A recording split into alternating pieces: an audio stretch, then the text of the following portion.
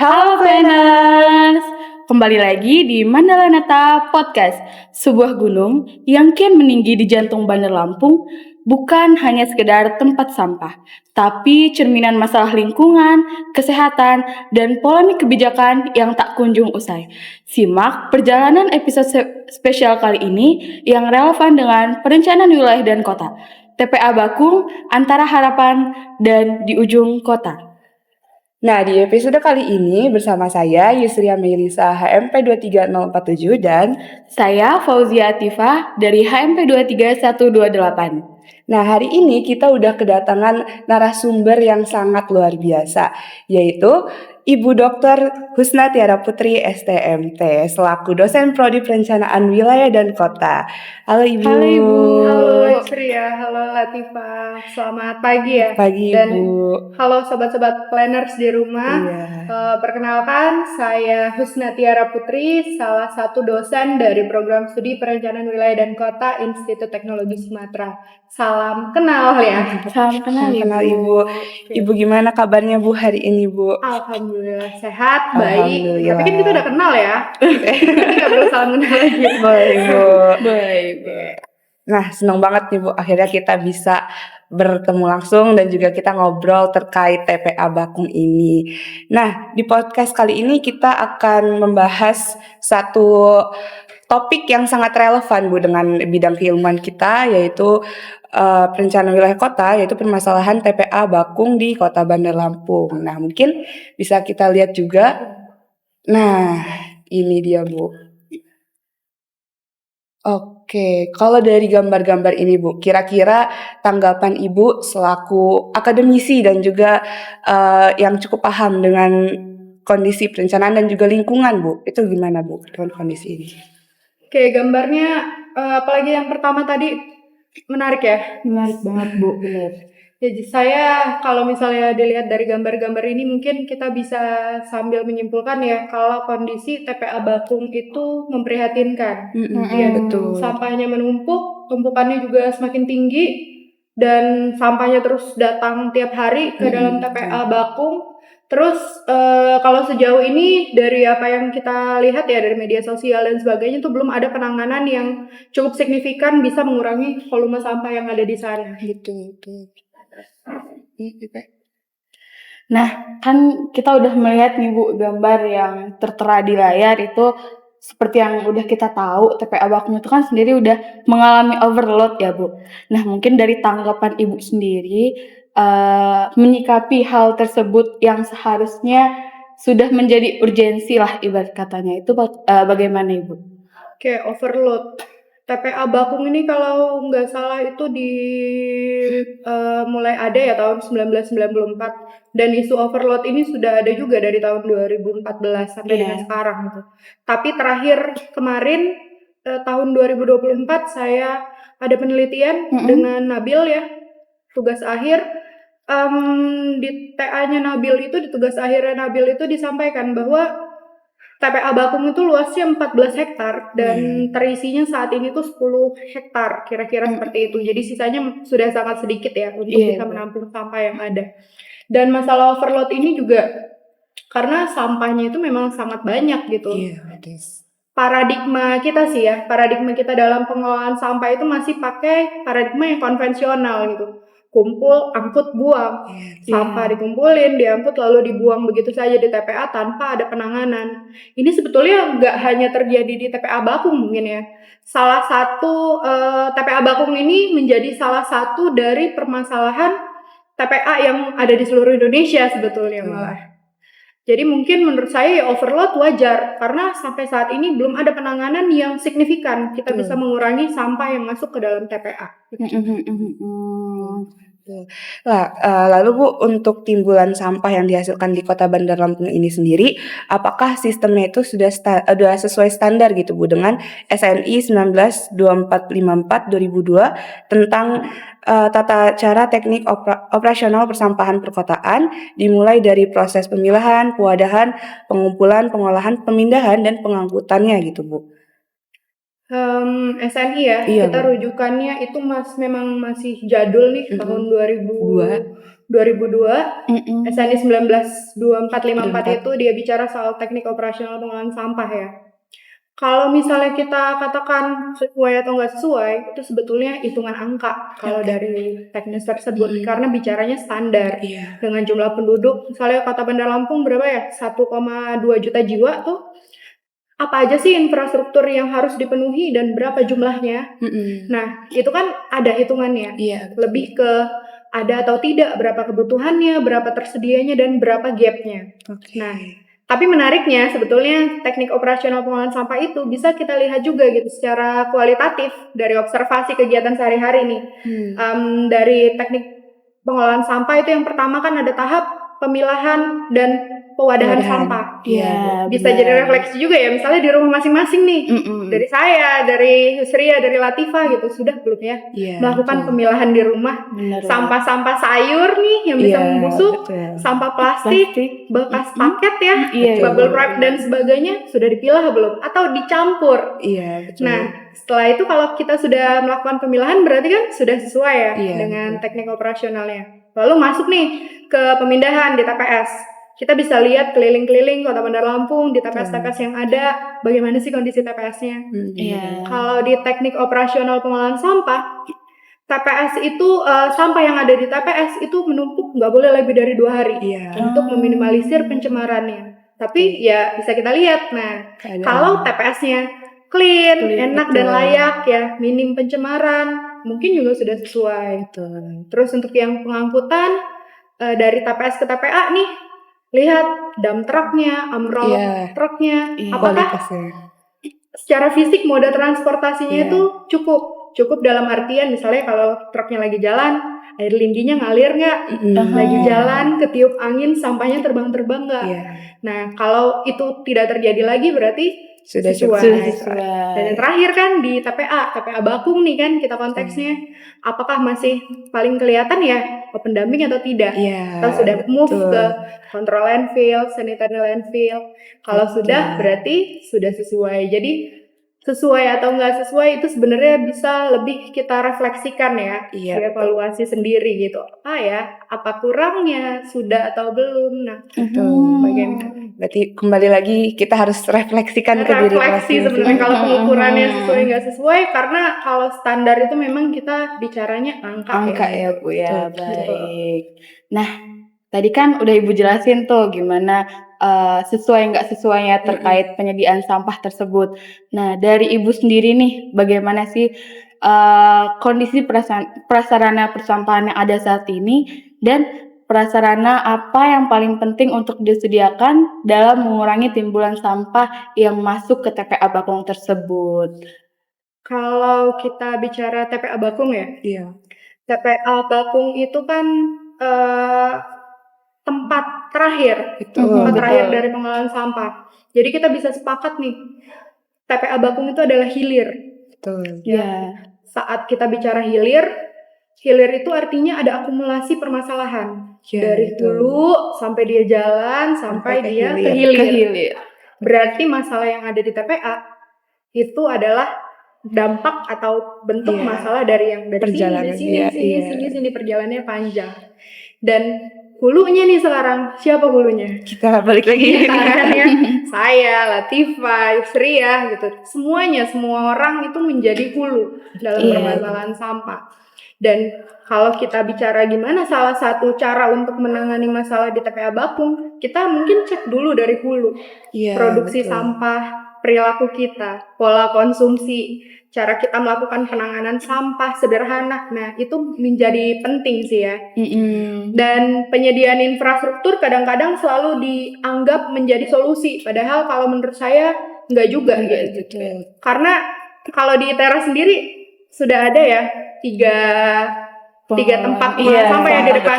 Pernah nggak tapi cek lihat dalamnya sesuai nggak dengan kebetulan belum.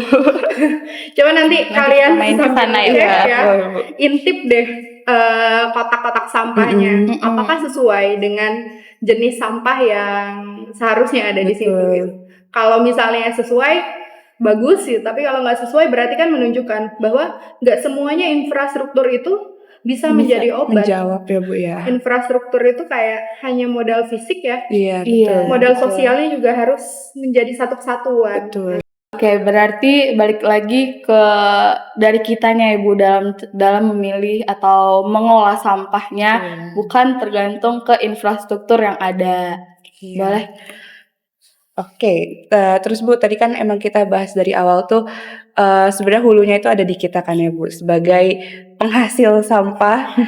Terus itu di Bakung juga ini ternyata sering sekali terjadi kebakaran gitu Bu.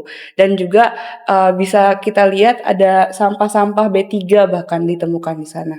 Tuh. Nah, kalau menurut Ibu sendiri bagaimana sih Bu seharusnya, dan kayak tadi kan sempat dibilang juga Bu kalau di TPA Bakung itu seperti yang kita tahu dia masih menggunakan metodenya open dumping gitu kan Bu. Nah, apakah ada metode yang lebih baik Bu untuk diterapkan di TPA Bakung itu sendiri? Oke, ini pertanyaannya berlapis ya, banyak Iya. ya. Jadi pertama terkait dengan tadi isu kebakaran. Iya. Isu kebakaran beberapa waktu yang lalu ya, ada kebakaran di TPA Bakung. Sebenarnya kalau dari perilaku kita membakar sampah aja sebenarnya udah nggak baik ya Nggak buat baik. lingkungan. Apalagi ini isu kebakaran di TPA yang sifatnya itu masif. Iya, Kalau nggak betul. salah cukup lama kan ya apinya Betul, itu Bu. bisa padam dan bisa mungkin memicu bencana-bencana lain ya. Alhamdulillah tapi kan enggak ya pada saat itu. Dan kalau misalnya kita bicara kebakaran sampah, kalau kelihatannya sih ya gara-gara kebakaran sampahnya berkurang gitu. Betul. Padahal kan tidak Nyatanya sesederhana tidak. itu gitu. Kita hanya mengubah bentuk yang tadinya kontaminannya kelihatan, kalau dibakar Betul. menjadi tidak terlihat. Sebetulnya lebih mudah lagi gitu untuk mencemari lingkungan. Itu pertama isu kebakaran. Yang mana sebetulnya sangat kalau bisa dihindari gitu. Betul. Kecuali memang ada teknik insenerasi pembakaran sampah yang memang didesain untuk mengurangi volume sampah yang ada di TPA. Lalu kedua, terkait dengan tadi ada limbah-limbah B3. Iya. Sebetulnya saya sendiri juga agak kesulitan ya kalau misalnya mau cari tahu di mana nih, apalagi buang-buang sampah elektronik. Betul. Itu kan termasuk yang tidak bisa dicampurkan ya dengan sampah domestik. Betul. Itu kemana ya?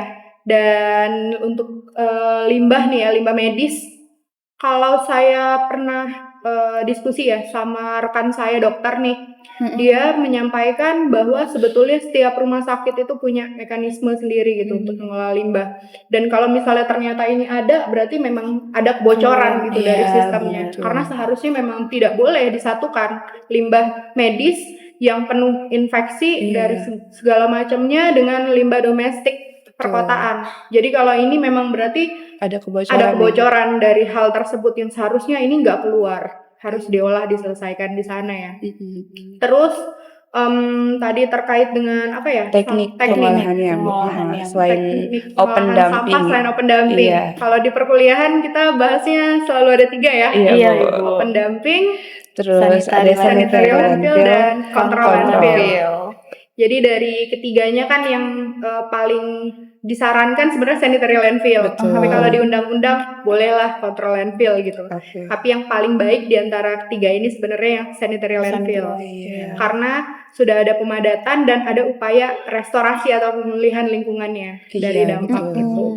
Nah, tapi kemarin menariknya ya, ada statement dari Kemen LHK kalau tidak salah itu bahwa sampah-sampah perkotaan itu sebetulnya bisa diolah kembali menjadi energi. Oh iya. Waste to energy ya. Iya, betul. Jadi sebetulnya sampah itu bisa menjadi bahan bakar sumber energi yang kalau nggak salah itu bisa menghasilkan sekitar puluhan ribu megawatt bisa untuk berkontribusi di energi kota gitu. Iya. Jadi kita nggak hanya stop di sampahnya ditumpuk di TPA, dipadatkan dan ditimbun gitu. Tapi kita ada upaya untuk bisa nggak ya sampahnya didaya gunakan. Betul. Nah ternyata di penelitian yang waktu itu ya, saya meneruskan penelitiannya itu ada potensi bahwa sampah di TPA Bakung itu bisa diterapkan dan diolah ya menggunakan pendekatan waste to energy. Dan pada penelitian itu kami mengekstrapolasi nih kebutuhan lahan TPA. Kalau open dumping yang sekarang itu terus dilakukan begitu saja itu 3 tahun habis tuh TPA-nya, lahannya overload. Apalagi tadi sisanya 4 hektar ya. 4 hektar sampai 2026 itu overload dengan kondisi yang normal. Tapi kalau misalnya pakai sanitary landfill, nambah. Cuma nggak terlalu lama. Nambah Oke. bisa jadi 6 sampai 7 tahun. Mm-mm. Nah, tapi kalau pakai WTE, itu kan pengurangan sampahnya akan masif. Iya, Nah, itu akan jauh lebih panjang lagi. gitu. Tapi ya tantangannya memang dari sisi biaya. Balik lagi ya, Bu Balik ya. lagi ke WTE itu sangat biaya, besar bener. investasi infrastrukturnya. Betul. Mm-mm. Kemudian Bu, berarti kan tadi selain dari manusia sebagai penghasil sampah, terus juga biaya dari pengadaan infrastrukturnya yang memang cukup besar, tapi dari sampah itu sendiri sebenarnya bisa kita jadikan energi lagi gitu ya Bu. Jadi sampah itu bukan hanya ya udah sampah doang, sebenarnya bisa kita jadikan lagi energi yang emang bisa kita gunakan di kehidupan sehari-hari gitu ya Bu ya. Iya, betul. Oke. Kita bisa belajar dari pemulung sih ya. Sebenarnya iya benar Bu. Iya. Mereka adalah aktor pengolahan sampah yang kalau menurut saya sangat membantu loh. Iya. Dari langkah kecilnya ya Bu ya Dari bisa. langkah kecilnya bisa kita tiru sebetulnya. Betul.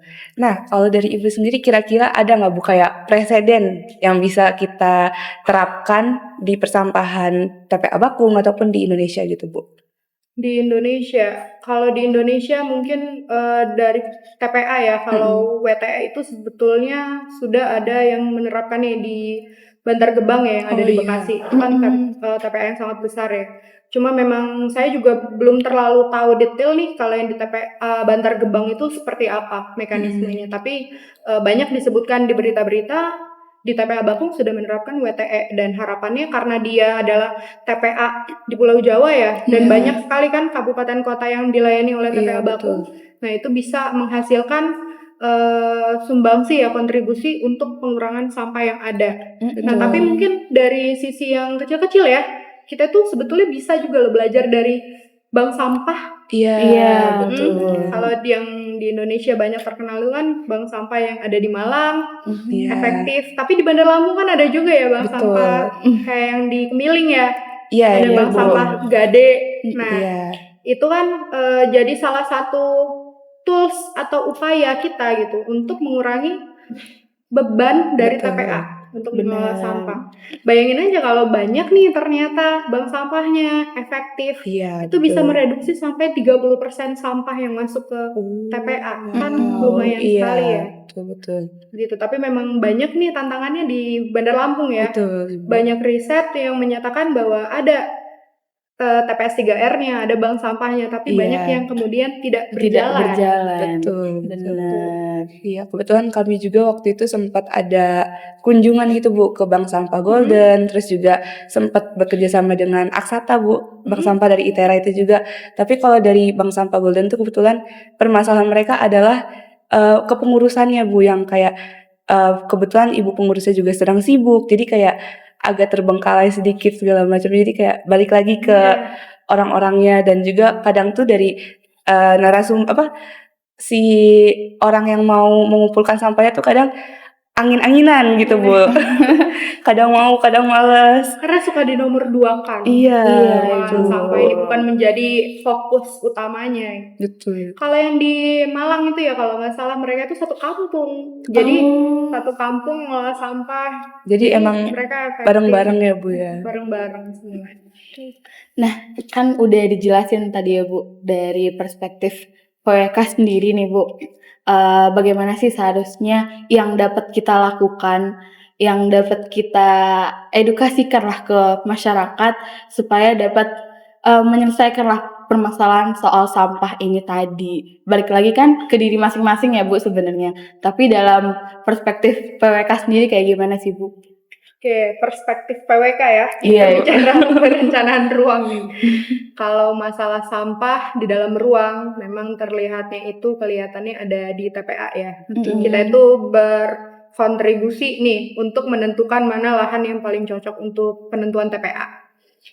Dan penentuan TPA itu juga nggak sembarangan, karena kalau kita bicara TPA di kota, kita bicara juga tentang isu lahan yang terbatas dan mahal. Iya, betul. Ya kan? Kota itu harapannya adalah banyak area yang terbangun, difungsikan sebagai permukiman, sebagai penunjang aktivitas. Tapi kita harus mencari lahan yang luasannya cukup untuk TPA.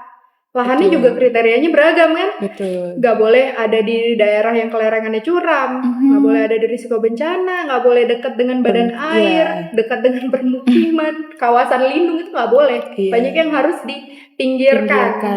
Nah, Betul. tapi masalah sampah ini juga kan kita juga bicaranya ada fenomena NIMBY ya, NIMBY, NIMBY, not in my backyard. Jadi kalau sampah itu ya whatever you wanna do just do it but not in my backyard ya. Jangan deket-deket saya ya. Kalau bisa orang itu jauh gitu dari sampah. Iya, dari sampah. Kalau ada pembangunan mall, pembangunan infrastruktur, apapun biasanya orang mau deket-deket nih. Tapi kalau sampah jangan jauh gitu kan ya. Jadi tantangannya itu sangat banyak. Kalau dari ruang, perencanaan ruang adalah itu. Terus dari sisi hitungan kebutuhan infrastruktur, kita bicara sebaran dan jumlah. TPS-nya mana aja nih yang perlu disediain, lokasinya di mana dan gimana. Sementara itu dari sisi yang non spasial nih, yang aspasial mungkin kita bisa melaksanakan Undang-Undang 18 tahun 2008 itu ya tentang pengelolaan sampah dan amanatnya adalah ada pengurangan sampah. Mungkin ya penguatan sih masyarakatnya untuk penerapan perilaku 3R, reduce, reuse, recycle di rumah. Paling gampang itu milah sampah deh. Walaupun pada akhirnya ya di tukang sampahnya kemudian jadi satu karena infras kita belum memungkinkan untuk hal itu, tapi teruslah bertahan seperti itu. Mental kita sudah kita harus coba bertahan terus menerapkan perilaku 3R. Sekarang juga rame nih zero waste lifestyle ya. Di Instagram, di TikTok itu banyak yang mempopulerkan, yuk kita zero waste lifestyle, stop pakai plastik dan barang-barang yang lain. Sesederhana ke market itu bawa top. Enggak ya, kalau nggak bawa ya, kalau belanjanya cuma dikit ya udah nggak usah pakai plastik. Mbak, nggak usah pakai plastik, saya bawa aja gitu. Itu juga bisa sangat membantu sebetulnya. Itu sangat powerful loh. Langkah kecil ya, tapi kalau semuanya melakukan itu jadi dampaknya besar banget. Nah mungkin pembahasan kita tadi udah sangat menarik ya Bu. Gimana caranya kita bisa mulai dari diri kita masing-masing untuk mengurangi juga reduce, recycle itu. Terus juga kita sebagai perencana kita bisa memikirkan gimana nih baiknya untuk mengatur pengadaan infrastruktur tadi. Terus juga melakukan amanat dari Undang-Undang 18 tadi. Kemudian juga kita sudah membahas terkait TPA Bantar Gebang yang bisa kita jadikan preseden untuk di TPA Bakung. Nah mungkin sampai situ aja Bu pembahasan kita hari ini. Alhamdulillah. Makasih banyak Ibu atas waktunya. Terus mungkin Ibu mau kasih closing statement? Oke, mungkin ke sini ya berarti kan. Jadi kalau misalnya masalah sampah itu kan memang kita ya hulunya dan kita yang memproduksi sampah gitu. Kalau semuanya menjadi urusan pemerintah mungkin memang ini sangat berat gitu. Tapi memang akan lebih baik kalau kita bisa berkontribusi dalam upaya yang sebetulnya dampaknya balik lagi untuk kita sendiri gitu. Mulai dari hal yang sederhana, konsisten, tahan aja. At least kita juga bisa berharap kehidupan kita jadi lebih baik ke depannya, menjadi kota yang berkelanjutan ya, sesuai dengan harapan semua. Mungkin terima kasih banyak juga ya kepada tim HMP Mandala Nata yang sudah menyelenggarakan kegiatan ini, teman-teman panitia semuanya. Saya juga berterima kasih sudah bisa ambil bagian dalam program kalian. Mungkin cukup sampai di sini podcastnya Ibu. Untuk teman-teman semua jangan lupa untuk terus menjaga lingkungan, terus mengolah sampah itu balik lagi dari masing-masing personal ya. Mungkin cukup sekian. Sampai jumpa di episode berikutnya.